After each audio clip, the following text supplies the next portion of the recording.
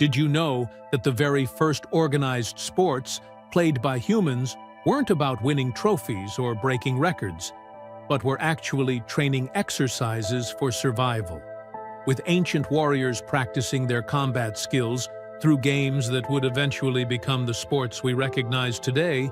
And when you think about a medieval knight jousting or peasants playing early versions of football in muddy village squares, you're looking at the ancestors of every modern sport, each one born from necessity and shaped by the daily struggles of people who needed to stay strong, fast, and ready for whatever challenges life threw at them. The earliest sports weren't entertainment in the way we understand it now. They were deadly serious preparation for war, for hunting, for defending your family and your land. Archery competitions trained men to be better hunters and soldiers. Wrestling matches taught hand-to-hand combat techniques that could save your life in battle. Even something as simple as throwing stones at targets was practice for using slings in warfare, a skill that could mean the difference between eating and starving, between victory and defeat. These ancient games were passed down through generations, slowly transforming from pure survival training into something people did for enjoyment, for competition, for the simple pleasure of testing themselves against others. The Greeks formalized many of these activities into the Olympic Games. But long before that, in villages and settlements across the world, people were running, jumping, throwing, and fighting in organized ways. Medieval Europe inherited these traditions and added their own unique flavor, creating sports that reflected their particular way of life. The constant threat of war, the rigid social hierarchy, the brutal realities of their existence.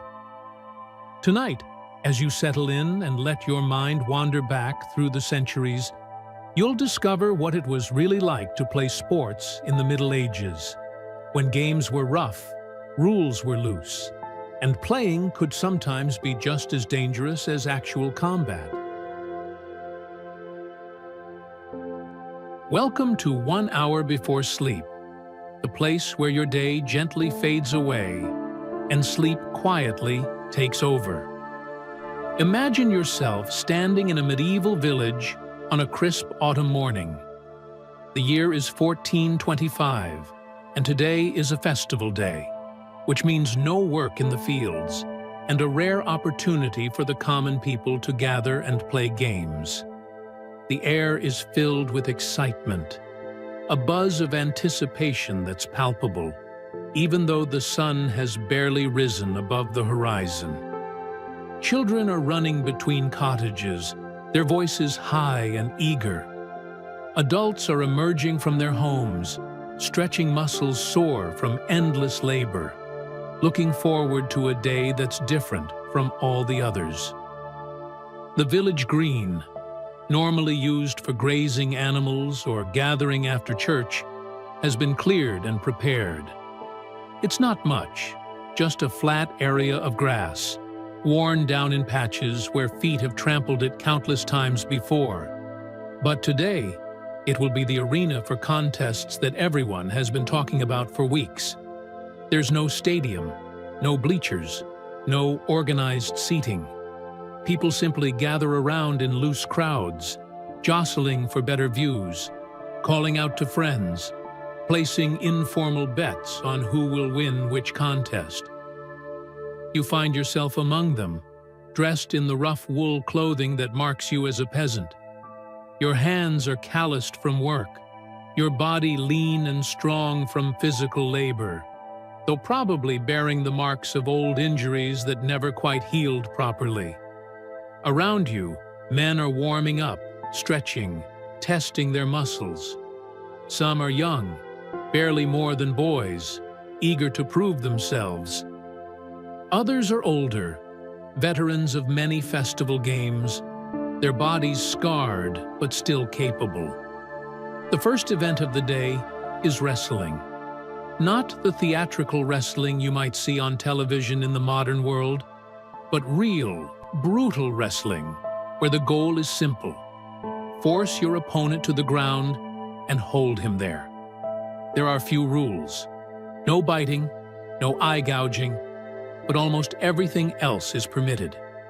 The wrestlers strip to the waist, their skin pale in the morning light, muscles defined by years of hard physical work. They circle each other warily, looking for openings, while the crowd shouts encouragement and insults in equal measure. When they finally engage, it's explosive. Bodies slam together with audible impact. Hands grip, seeking purchase on sweat-slicked skin. Feet scrabble for position in the grass. One wrestler attempts to sweep his opponent's legs out from under him, but the other shifts his weight at the last second, maintaining balance. They strain against each other, faces contorted with effort, breath coming in harsh gasps. The crowd roars, pressing closer, caught up in the raw physicality of the contest. The match goes on for several minutes, neither man gaining clear advantage. Then, in a sudden movement, one wrestler hooks his leg behind his opponent's knee while simultaneously pushing hard against his chest. The opponent falls backward, hitting the ground hard, and before he can recover, the victor is on top of him, pinning him down. The crowd erupts in cheers and groans, depending on who they'd been supporting. Money changes hands.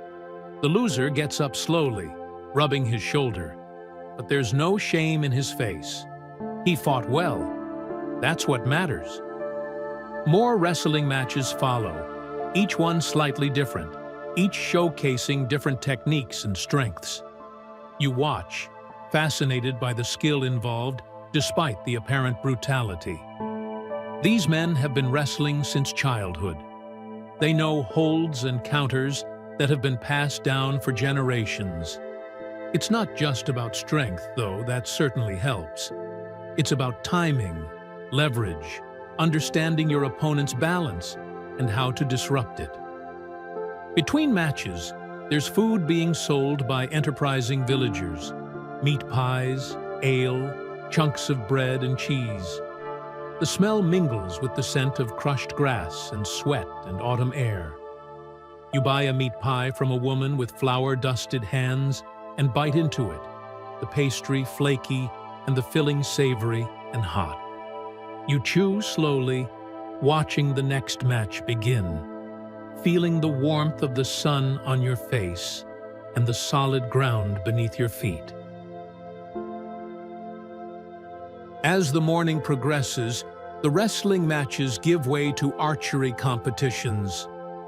This is serious business in medieval England. By law, every able-bodied man is required to practice archery regularly. The longbow is England's secret weapon, the tool that wins battles against knights in heavy armor. So archery isn't just a sport, it's a civic duty, a military necessity, and a source of considerable pride. Targets have been set up at the far end of the green, circular bundles of straw with cloth centers. The distance is substantial, perhaps 80 yards, far enough that hitting the center requires real skill. Men line up with their bows, each one unique, made from yew wood and carefully maintained. These aren't toys or decorations. These are weapons, capable of sending an arrow clean through a man at this distance. The archers take their positions, and a hush falls over the crowd. This is the part everyone respects. You can be loud during wrestling, but archery demands concentration. The first archer knocks his arrow, a smooth motion born of thousands of repetitions. He draws the string back to his ear, his arm trembling slightly with the tension. The bow bends into a perfect arc. For a moment, he's completely still, aiming, adjusting for wind and distance. Then he releases. The arrow flies swift and true, arcing slightly before descending toward the target. It hits with a solid thunk, embedding itself in the outer ring. Not perfect, but respectable. The crowd murmurs approval.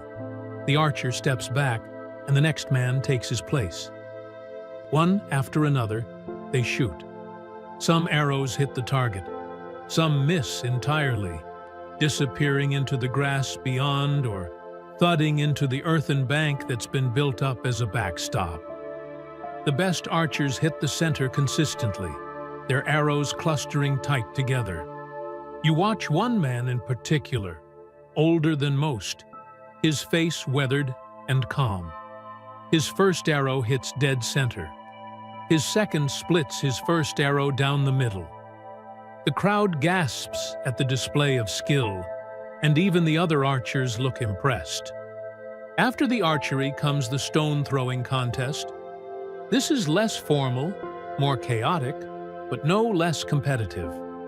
A line is drawn in the dirt, and men take turns throwing smooth river stones as far as they can.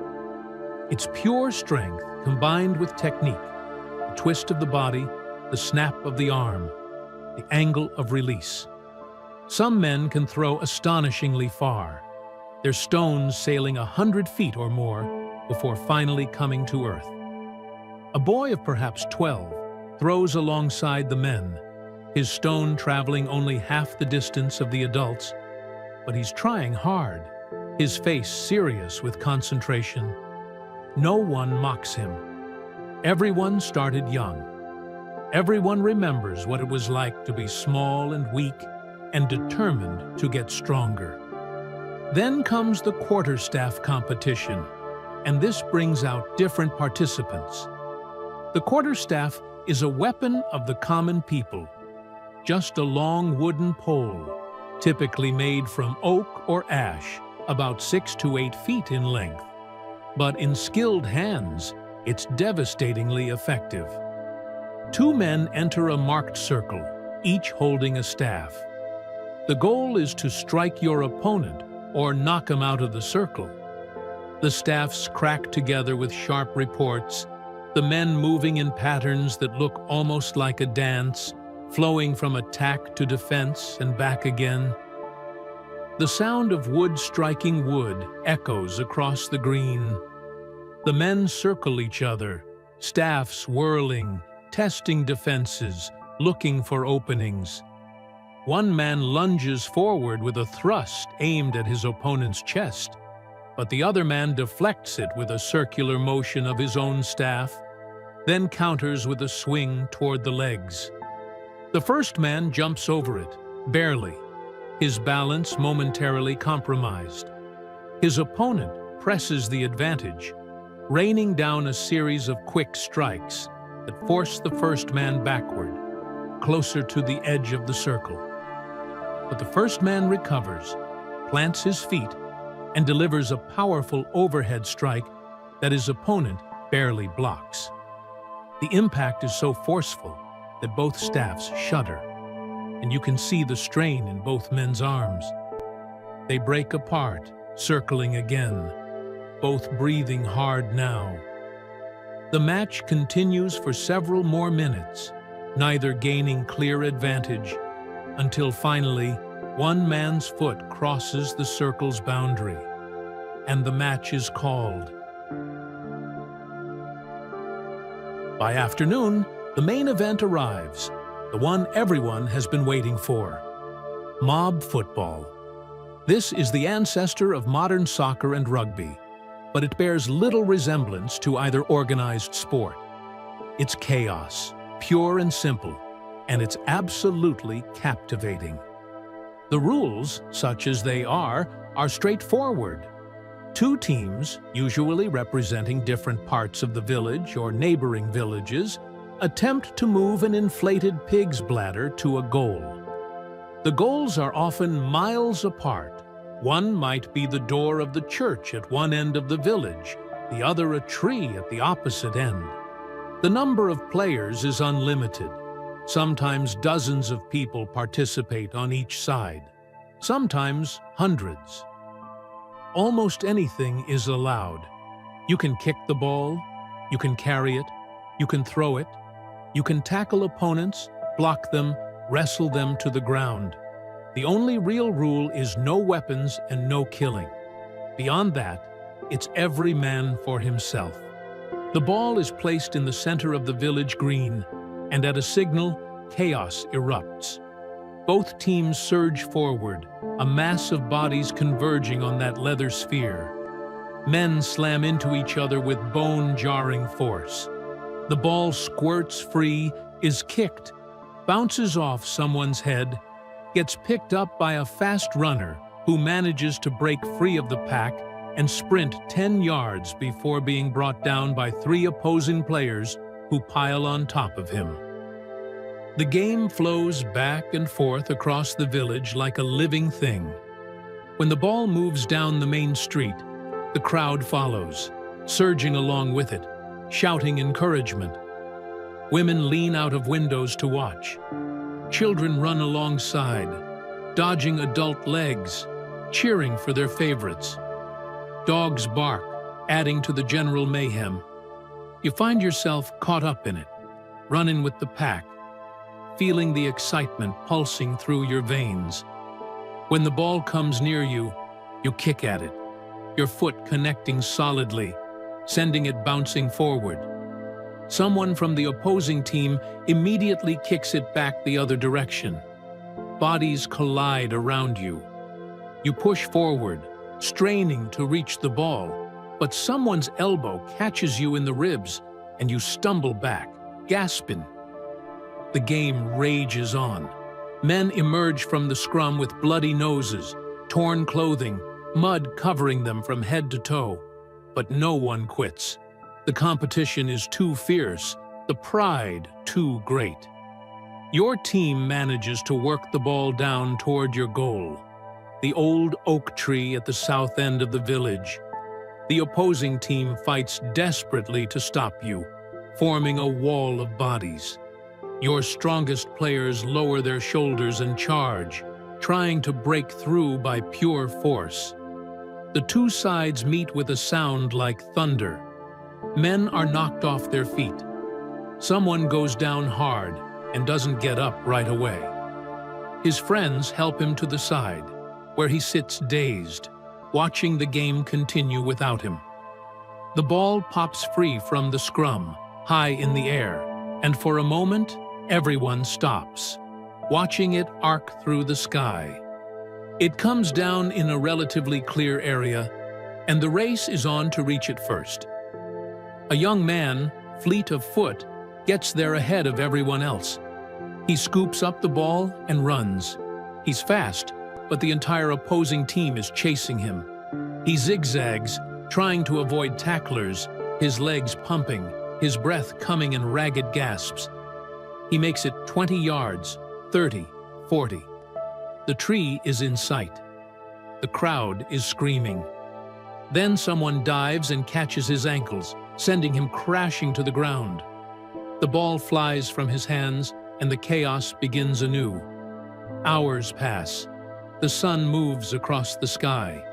The game shows no sign of ending. Both teams are exhausted, covered in mud and sweat and blood, but neither will give up. This is more than just a game. This is about honor, about proving your village is tougher, stronger, better than the next village over. This is about giving everything you have, holding nothing back. Finally, as the sun begins to sink toward the horizon, your team makes one last desperate push. The ball is worked forward, inch by hard-fought inch, through sheer determination and force of will. The opposing team's defense is crumbling. Their players too tired to maintain the intensity. One of your teammates, a massive man who works at the blacksmith's forge, takes possession of the ball and simply bulls forward, carrying 2 opponents on his back, refusing to be stopped. He reaches the tree, slaps the ball against its trunk, and the game is over. While the common people have their rough games on the village green, the nobility engage in their own forms of sport, and these are spectacular, dangerous, and expensive displays of martial prowess. You've heard stories of tournaments your entire life, but you've never seen one until today. Word spread that a local lord was hosting a tournament at his castle, and curious villagers have walked for miles to witness it. The tournament ground is a world away from the muddy village green. Here, wooden stands have been erected for spectators, draped with colorful banners showing the coats of arms of various noble families. Ladies in fine dresses sit in the shade, their faces painted with white lead, their hair elaborately arranged. Knights in full armor move about, preparing for the contests ahead, their armor gleaming in the afternoon sun, polished to mirror brightness. The central event is the joust. Two knights on horseback, charging at each other with long lances, attempting to knock each other from their saddles. It sounds simple, but the reality is anything but. The horses alone are worth more than your entire village earns in a year. The armor each knight wears costs a fortune and takes months to make. The lances are specially crafted, designed to splinter on impact, rather than simply impaling the opponent, though injuries are still common, and deaths are not unheard of. The first two knights take their positions at opposite ends of the list, the long, straight track where the joust takes place. A wooden barrier runs down the center, keeping the horses from colliding head-on. The knights lower their visors, pick up their shields, and couch their lances. A trumpet sounds, clear and bright, and the knights dig their spurs into their horses' sides. The horses leap forward, building speed rapidly. Their hooves thunder against the packed earth. The knights lean forward in their saddles, lances extended, points aimed at each other's shields. The distance closes with terrifying speed. At the last second, both knights make minute adjustments, lining up their strikes. Then they meet. The impact is tremendous. Both lances shatter into splinters, pieces of wood flying in all directions. One knight rocks back in his saddle but maintains his seat. The other isn't so lucky. The force of the blow lifts him clean out of his stirrups, and he falls backward, hitting the ground with a crash of metal on earth. Attendants rush forward to help him up, checking for injuries. He's dazed but not seriously hurt, his armor having done its job. The crowd erupts in applause and cheers. The victorious knight rides the length of the list, waving to the spectators, basking in the glory of the moment. This is what tournaments are about: honor, skill, courage, and the adoration of the crowd. Knights spend years training for moments like this. Some become famous throughout the land, traveling from tournament to tournament, winning prizes, and building reputations. More jousts follow, each one unique, each carrying the constant threat of serious injury. You watch one knight take a lance directly to the chest, the point slipping under his shield and catching him in the gap where his breastplate meets his shoulder plate. He's knocked from his horse and lies motionless for several long seconds. When attendants reach him and remove his helmet, blood is streaming down his face from where his nose has been broken by the impact.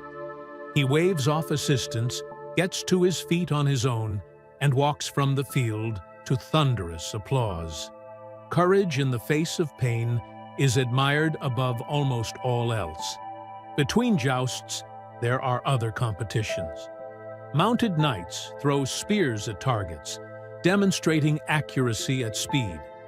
They engage in mock sword fights, their blades clanging together in complex patterns, each trying to score points by landing touches on their opponent. The skill on display is incredible. These men have trained since childhood in the arts of war. Their weapons are extensions of their bodies. They move with precision and grace, despite the weight of their armor. As evening approaches, the tournament concludes with a melee, a mock battle where teams of knights fight each other. The weapons are blunted, but the combat is still fierce. Knights pair off, circling each other, testing defenses with probing attacks. The sound of sword on shield echoes across the tournament ground. One knight is struck hard on his helmet, the blow ringing like a bell, and he drops to one knee, dazed. His opponent steps back, granting him a moment to recover. There's honor even in the fiercest combat. The melee rages on until finally a horn sounds, calling an end to the day's competitions.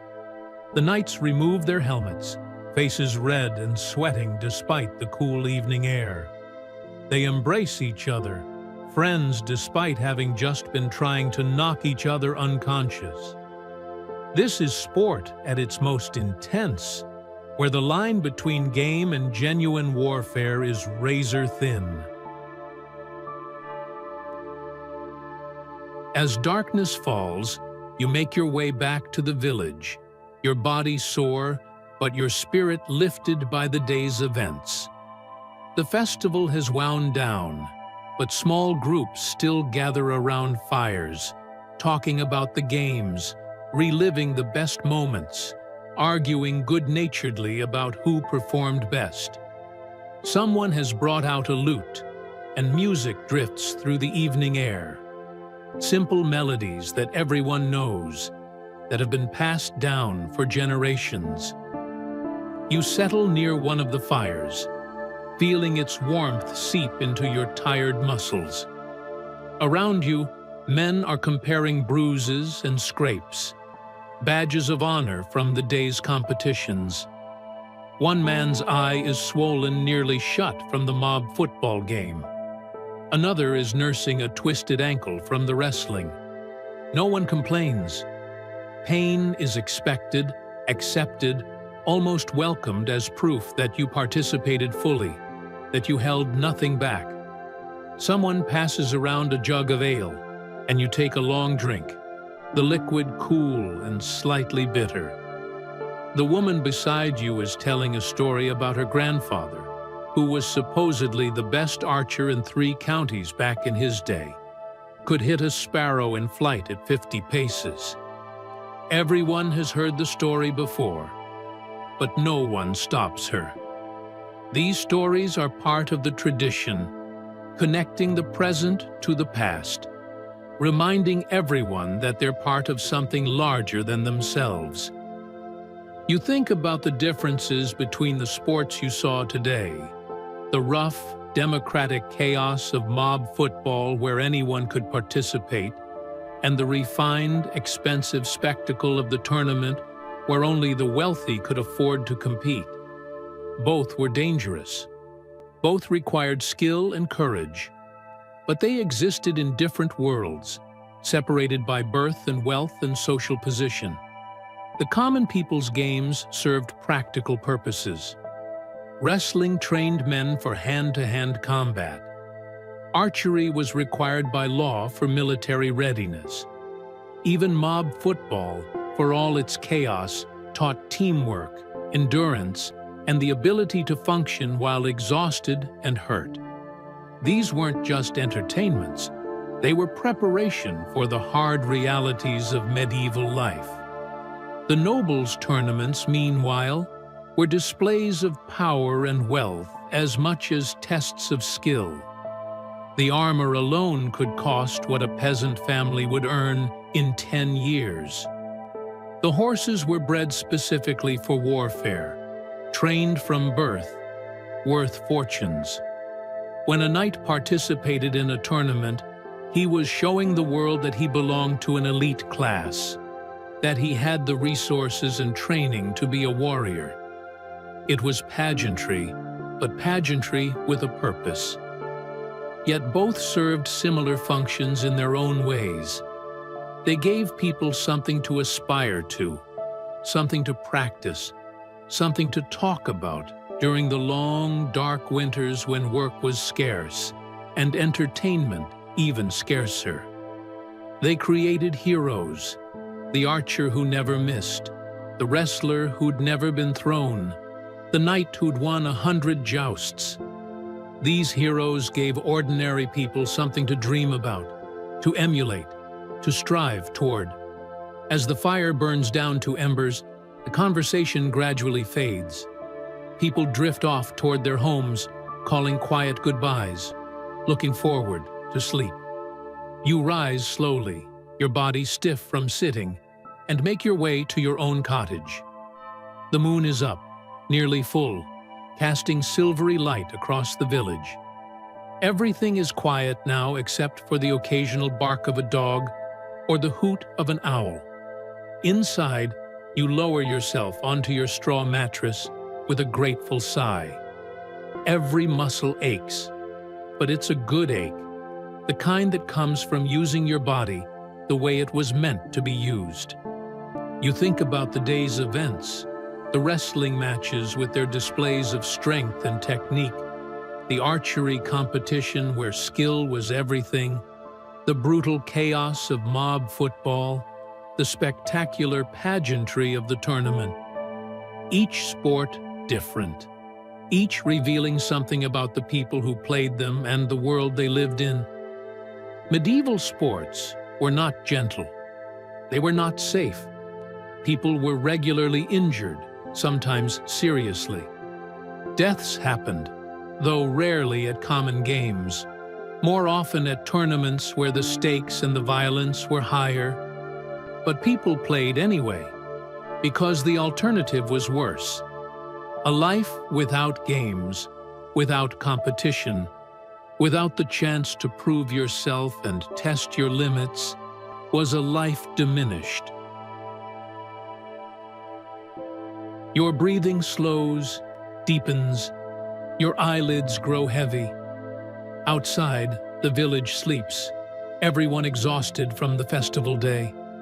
Tomorrow will bring a return to work, to the endless cycle of planting and harvesting, of maintaining tools and tending animals, of surviving one more day in a world that offers few guarantees. But today was different.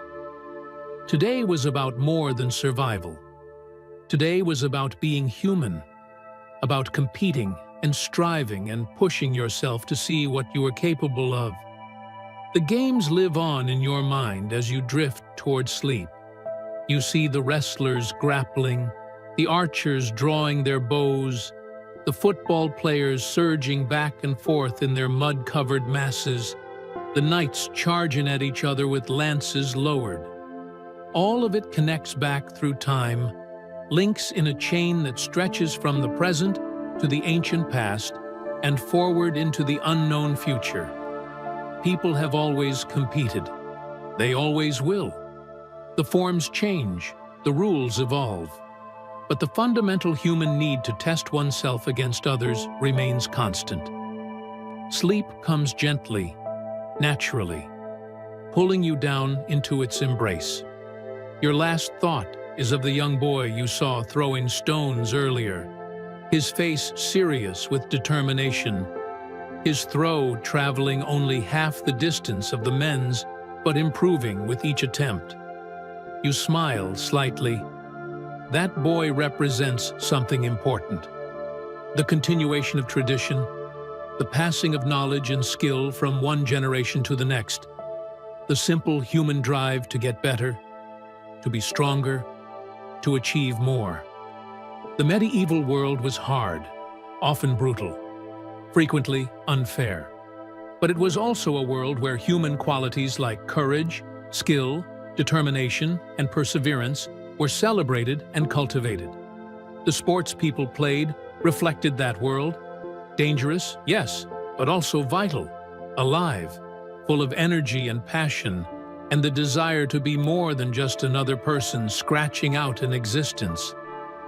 As you sink deeper into sleep, the images blur and fade. The wrestlers become shadows, the archers' silhouettes, the charging horses dreamlike and insubstantial. But the feeling remains, that sense of having witnessed something important, something that connects you to the long line of humanity stretching back through the centuries.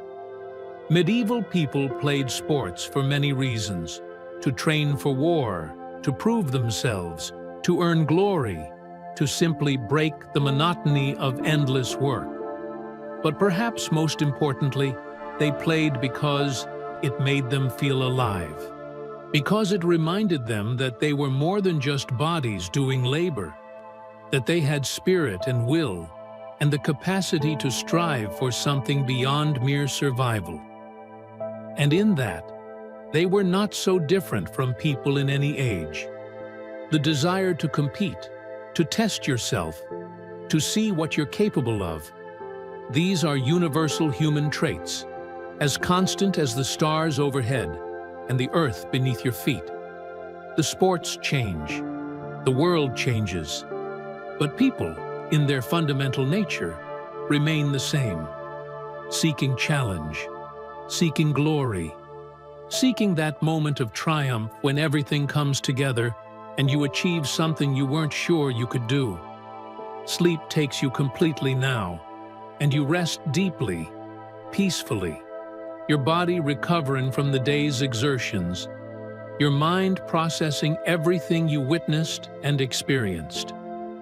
Tomorrow you'll wake and return to regular life, but the memory of this day will stay with you, a bright spot to remember during difficult times, proof that life can be more than just work and worry and waiting.